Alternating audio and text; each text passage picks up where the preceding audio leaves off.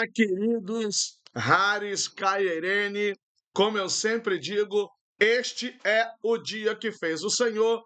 Alegremos-nos e nos regozijemos nele. Estou de volta, lição de número 10, a promessa do Espírito Santo. Você sabe quem é o Espírito Santo? Você sabe quais promessas a respeito da vinda do Espírito Santo o Evangelho de João traz? Esta e outras perguntas nós estaremos falando aqui nesta lição. Mas eu te convido para curtir, compartilhar e também dar um like lá para a gente no nosso canal. Faça lá algum comentário, algum diálogo para nos ajudar aí no engajamento. E não esqueça de conhecer a Escola Teológica Dalet. O texto em classe ou textos em classe, né? João 14, 16 e 18 e depois 26, João 16, 7 a 8, 13 e o capítulo 20 do 21 ao 22. Palavras-chave: Espírito, promessa, Pai e Pentecoste. Introdução. Gente, eu peço um pouco de desculpa que eu estou ainda rouco devido às viagens que eu fiz e um pouquinho de gripe que eu peguei, mas graças a Deus estou no caminho. Nos capítulos finais do Evangelho de João, Jesus prepara seus discípulos para o tempo em que não estaria mais fisicamente com eles. Ele promete enviar o Espírito Santo, o Consolador, para estar com eles permanentemente. Em João 14, 16 ao 18, 26, Jesus revela que o Espírito seria enviado pelo Pai para habitar com os crentes e ensiná-los, trazendo à memória tudo o que ele havia dito. Em João 16, os versículos estão aí, ele destaca que a vinda do Espírito seria ainda mais proveitosa, pois o Espírito convenceria o homem do pecado, da justiça e do juízo e guiaria os seus discípulos em toda a verdade. Olha, quando aqui a gente fala na parte final, é porque realmente nos primeiros capítulos, se não me falha a memória, até o 9, são o livro dos sinais. E daí para frente, ou do 9 até o 12, parece, e daí para frente é o discurso de despedida de Jesus. Por isso, parte final.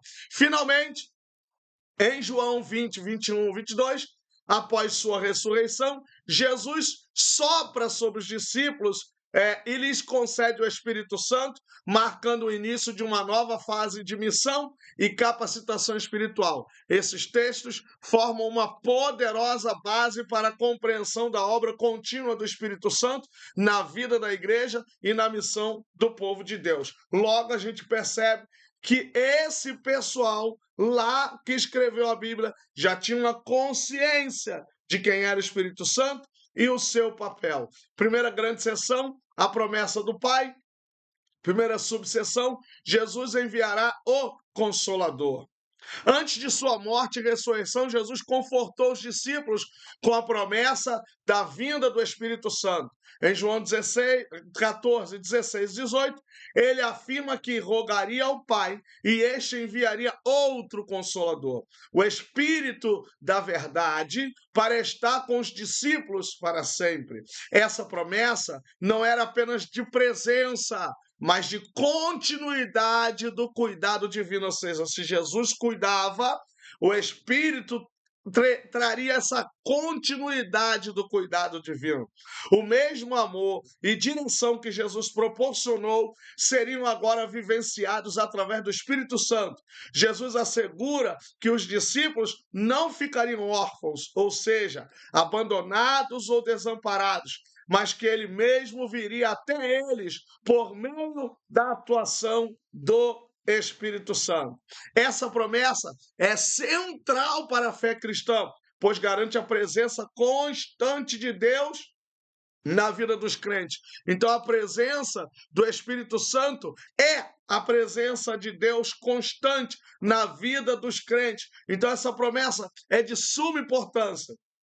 O engraçado é que João 14 já começa: não se turbe o vosso coração. O verbo ali é tarasso, que significa turbar mesmo, ficar inquieto, ficar ansioso, com questões externas. Então, Jesus está enviando esse Consolador para acalmar toda inquietação, para tirar toda preocupação, toda angústia, porque ele estaria enviando aí o outro Consolador. Segunda subseção, Consolador. O termo consolador usado por Jesus vem do grego parácletos, que pode ser traduzido também como ajudador, advogado ou intercessor. Às vezes só é transliterado, parácletos, porque é muito difícil essa palavra no grego para fazer uma tradução, por causa do contexto, vai depender muito do contexto, então a gente não pode chegar e traduzir de uma certa forma. Jesus aqui apresenta, no caso, como consolador, né? Como aquele que seria enviado pelo Pai em seu nome para ensinar todas as coisas e lembrar tudo o que ele havia dito. O Consolador não é apenas uma força ou influência impessoal, mas uma pessoa divina, o Espírito Santo, que tem papel ativo na vida do crente e da igreja. Ele guia, convence do pecado, revela a verdade, glorifica a Cristo e fortalece os discípulos para a missão. Sem o Espírito Santo, não teria como fazer a obra de Deus. O Espírito Santo é a base, a estrutura, ele é o penhor para que o crente continue fazendo. Ele é o dinamis, ele é o poder, ele é o dinamismo. Não é dinamite não, tá, gente? Porque tem pessoas que pegam a palavra dinamis e vão fazer uma alusão a dinamite e vão dizer que é como se fosse uma explosão, e nessa época a pólvora não tinha sido nem descoberta ainda. Então isso é um anacronismo, né? Então, tudo bem que a palavra dinamite vem da raiz aí de dinamis, mas dinamis aqui com poder. O Espírito Santo não pode ser associado com aquilo que destrói, entende? Porque só recebe o Espírito Santo quem já é nova vida, então ele já é uma nova criação. Então ele não passa por uma destruição, ele passa por um processo de transformação. Então o Espírito Santo não destrói, o Espírito Santo constrói, traz novo, ele traz mudança. Então nós não podemos olhar para essa perspectiva por causa da palavra dinamis. E nem o Evangelho de João tem essa perspectiva também. Então, eu quero aqui mais um pouco falar sobre ele. A expressão o outro consolador, que aqui tem o que fala, designa o Espírito Santo como pessoa. O termo grego é alós, significa outro, indicando assim a distinção dele em relação a outros indivíduos da mesma natureza, reafirmando a singularidade do Espírito Santo em relação às outras duas pessoas da Trindade, mas também a sua igualdade com elas, ou seja, é o outro, mas da mesma essência, é o outro semelhante a mim, mesmo que tendo a sua singularidade, sua distinção como pessoa, mas não como essência. Então, esse outro consolador é consolador igual Jesus foi consolador. Então, é o único halós na Bíblia que é alguém que é semelhante ao outro, mas tem a sua singularidade, sua distinção na pessoa, mas não na essência. É isso que o Espírito Santo é, e é isso que essa expressão no Evangelho de João, capítulo 14, versículo 16, está querendo dizer. Terceira subseção, não vos deixarei órfãos. Em João 14, 18, Jesus faz uma declaração profundamente consoladora. Não vos deixarei órfãos, voltarei para vós. É interessante a gente ver essa frase, não vos deixarei órfãos, porque em Israel, Deus sempre teve esse cuidado de zelar, de primar pelas viúvas, pelos órfãos, pelos necessitados, pelos pobres.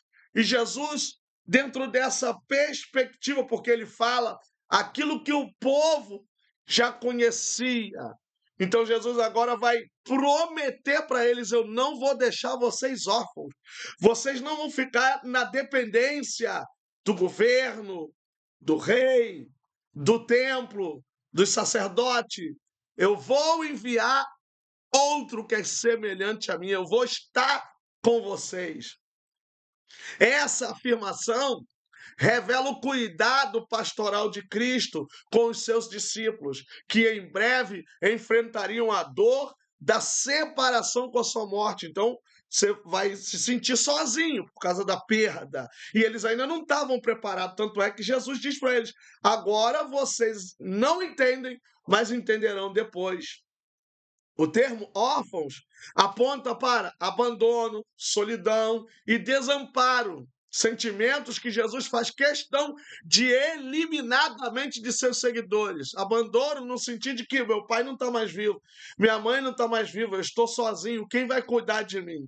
A promessa do envio do Espírito Santo é, portanto, a garantia de que eles nunca estariam sozinhos. Jamais um discípulo de Jesus, jamais um servo de Jesus estará sozinho. A presença do Espírito seria a continuação da presença de Jesus com eles, agora de forma invisível, mas real e poderosa. Por isso que a gente costuma dizer que o Espírito Santo fica mais tempo conosco do que Jesus, porque Jesus ficou aqui em carne, e depois ele foi ao Pai. E o Espírito Santo está desde a assunção do Filho até os dias atuais, até no momento que nós estamos aqui. Então, o Espírito Santo é essa presença que nós não vemos, mas sentimos e sabemos que ela é real, porque ela transforma, porque ela consola, porque ela vivifica, porque ela renova, porque ela traz paz, porque ela traz consolo. Então, a presença do Espírito Santo é fundamental na vida do crente. O Espírito habitaria neles, trazendo consolo, orientação e força para enfrentarem o mundo, porque no mundo tereis aflição, mas tem de bom ânimo, eu venci o mundo. Essa promessa se estende à igreja de todas as épocas. Em Cristo jamais estaremos sozinhos. E nós, como cristãos da atualidade, podemos reafirmar essa promessa. A igreja do século 21 não está sozinha, não se sente só, porque a presença de Jesus, ela é poderosa. Agora, eu gostaria de fazer uma análise aqui dessa palavra no grego. Então, que vocês prestem atenção aqui nessa análise que eu vou fazer do grego agora, para vocês entenderem o que eu vou falar. No grego, ou no original grego, porque não temos o texto original, mas no original grego, a palavra traduzida como órfãos, em João 14:18, é orfanus, derivada de orfanóis, que significa literalmente sem pai ou desamparado. No contexto bíblico, essa palavra não se limita apenas a crianças que perderam os pais, mas também se aplica de forma figurada a pessoas que se encontram sem direção, sem proteção ou apoio espiritual. Ao dizer, não vos deixarei órfãos, Jesus estava assegurando aos seus discípulos que, mesmo com sua partida iminente, eles não ficariam sozinhos ou abandonados.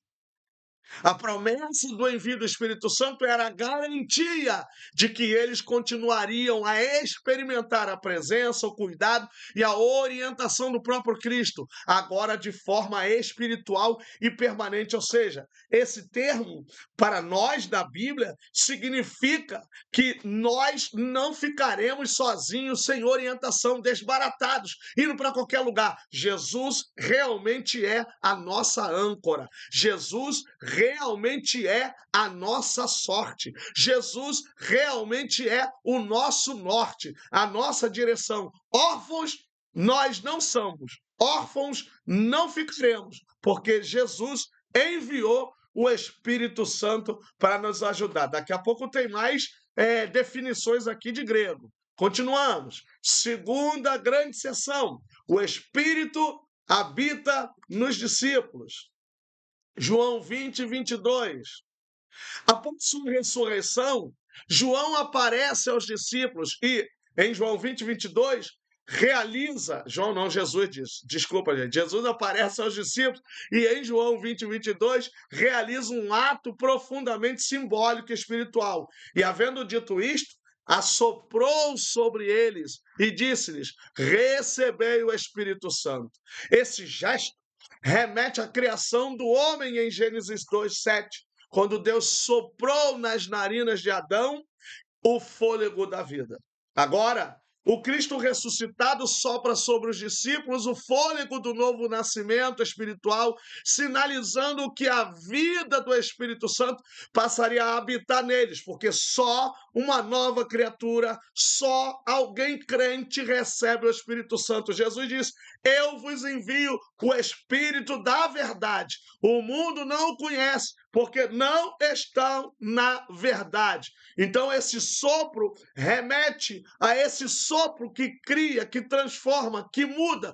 Os discípulos são uma coisa antes da ressurreição e outra depois da ressurreição. Os discípulos são transformados por essa presença gloriosa do Espírito Santo.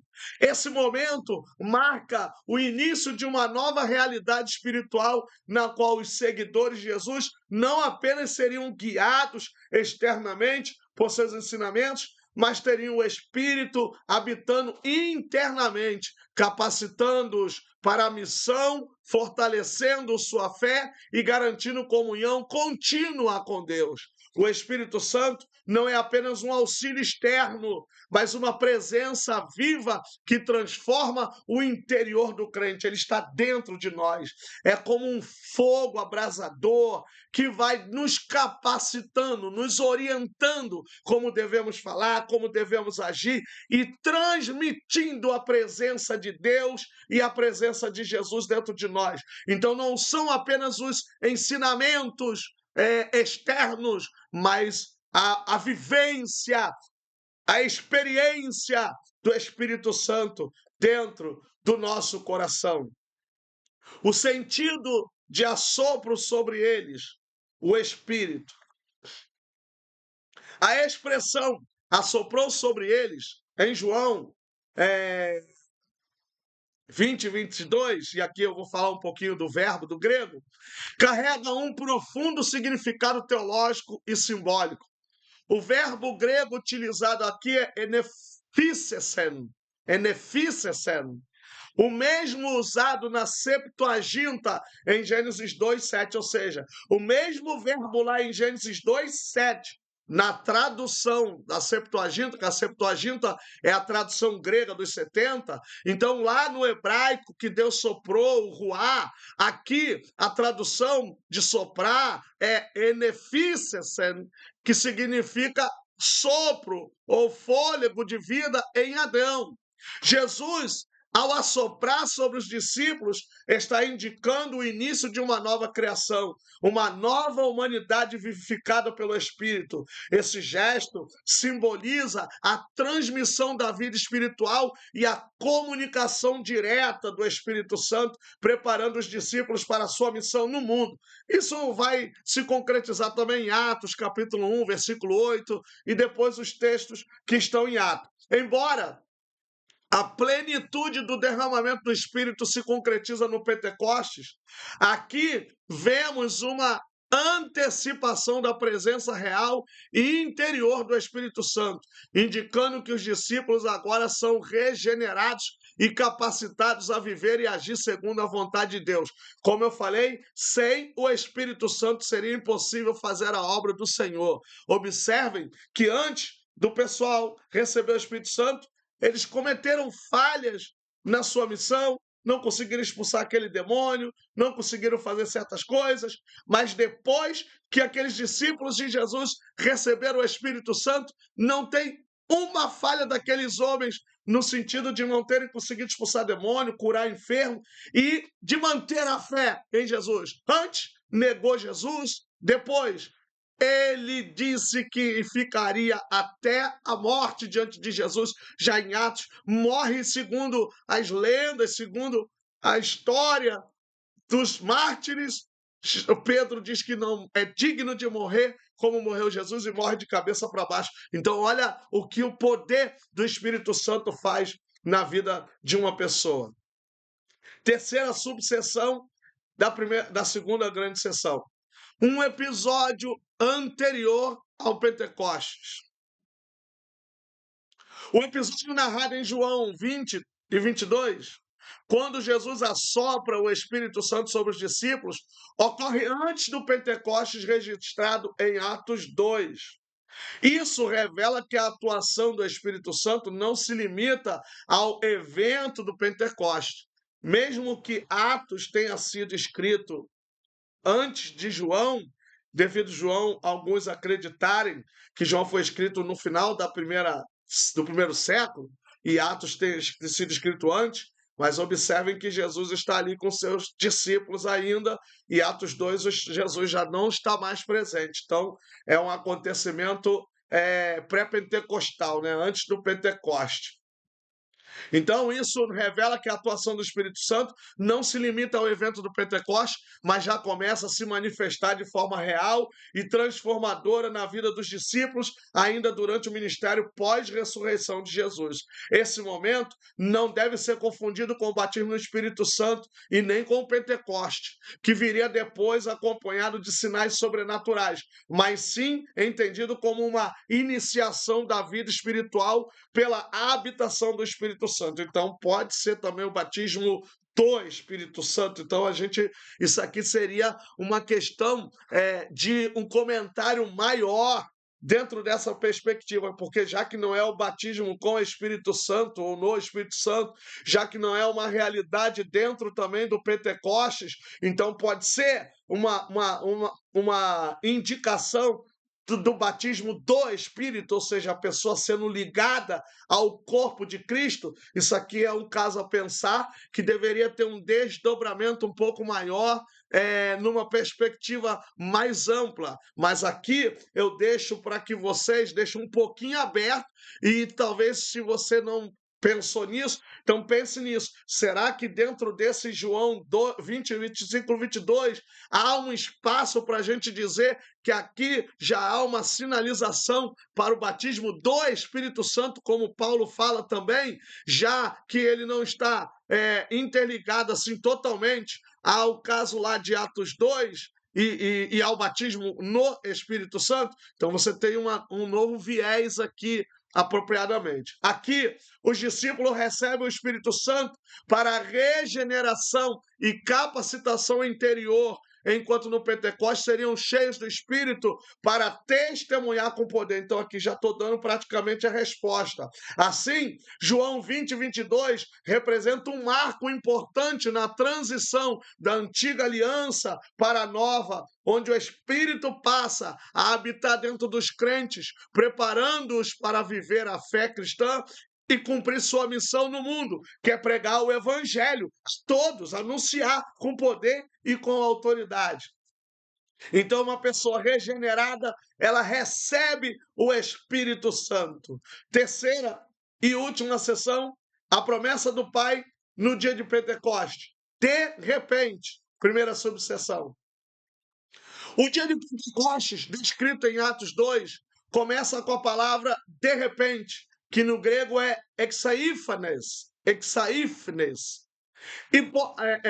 que enfatiza a natureza inesperada e poderosa do evento. Ninguém estava esperando aquele acontecimento. Então, por isso que, de repente, exaífanes, que vai enfatizar isso. Após a ascensão de Jesus e a promessa do Espírito Santo, os discípulos estavam reunidos em oração e comunhão quando o Espírito desceu de forma súbita e manifesta. Esse, de repente, destaca que a vinda do Espírito não foi gradual ou humana, mas uma ação direta e soberana de Deus. Claro que cumprindo também Joel, que inaugura uma nova era na história da salvação e ela perpassa os séculos e chegou até nós, porque hoje todos também podem ser cheios do Espírito Santo.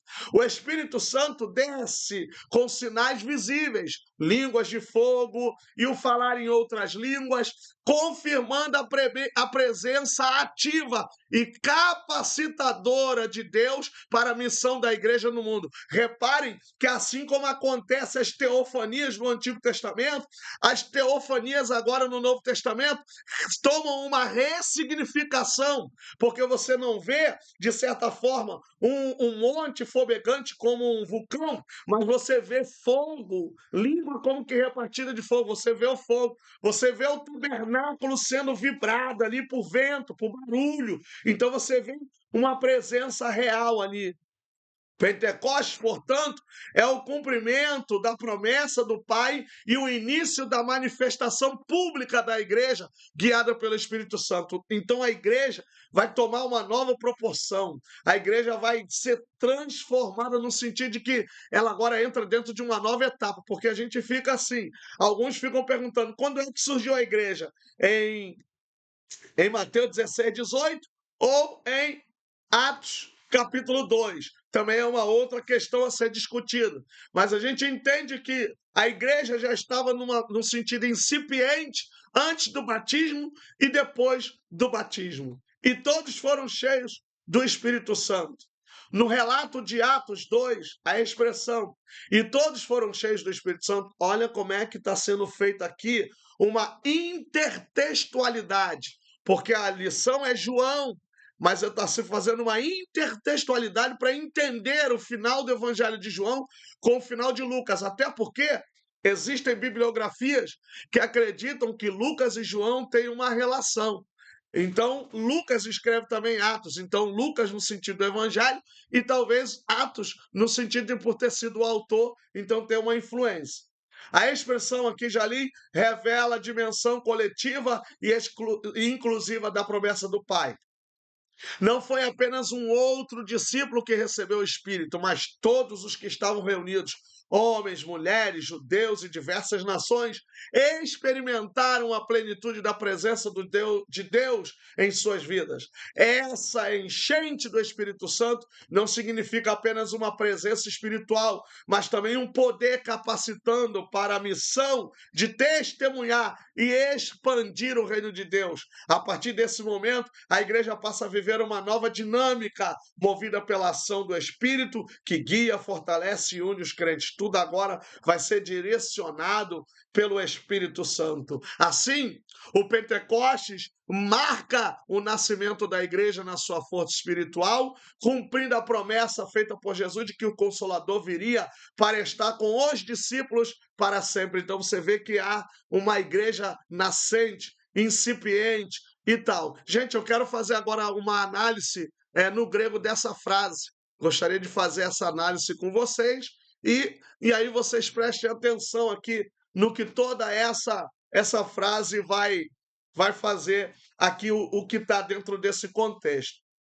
No texto grego de Atos 2, 4, a frase "e todos foram cheios do Espírito Santo" é expressa como kai, plesthesan, rapantes, pneumatus hagiu, ou seja, o verbo plesthesan vem de plerol, então possivelmente esse plesthesan pode ser um auristo aqui, tá? E todos foram cheios, significa um auristo aqui, que significa encher ou preencher, complementando, preencher completamente, indicando que os discípulos não receberam apenas uma pequena porção, mas foram plenamente preenchidos pelo Espírito Santo. A palavra rapantes reforça que essa experiência foi para todos, porque pantos, ou pantas significa isso, sem exceção, que estavam reunidos naquele momento. Portanto, a frase enfatiza a ação total e poderosa de Deus ao encher os crentes com Espírito, capacitando-os para a missão e a vida na nova era do reino de Deus. Eu não sei que modismo foi esse que inventaram, dizendo que a pessoa não foi cheia completa. Não, ou é cheio ou não é cheio. Não existe meio barro e meio tijolo na Bíblia e nem na palavra de Deus e nem na trajetória da igreja.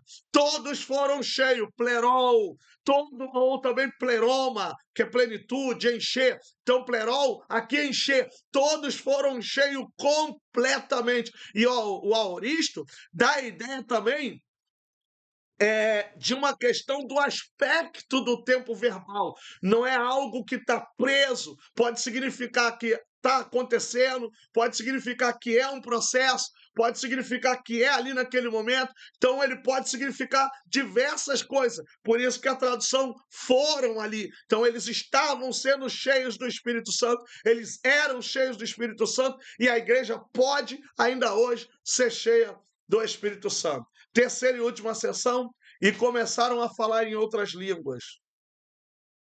No relato de Pentecostes, a expressão "e começaram a falar em outras línguas" destaca um dos sinais visíveis e poderosos da chegada do Espírito Santo.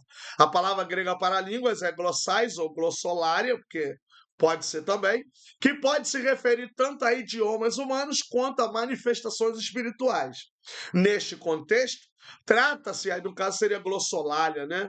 Porque língua no grego é glossa.